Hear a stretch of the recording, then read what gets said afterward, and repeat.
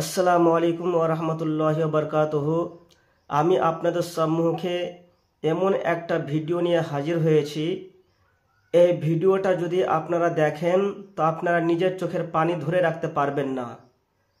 আপনাদের চোখ থেকে পানি পড়তে বাধ্য। একজন অসহায় পাগল যার মা বাবা দুনিয়াতে কেউ নাই, তার মা বাবার কবরের কাছে গিয়ে খাবারের জন্য উনি কান্না করছে, ইয়া রব্বুল আলামিন, তুমি এই অসহায় ব্যক্তির জন্য তুমি তোমার রাহমাতি ফারিস্তা প্রদান করুন, আমিন সুম্মা আমিন। আপনারা ভিডিওটা দেখুন।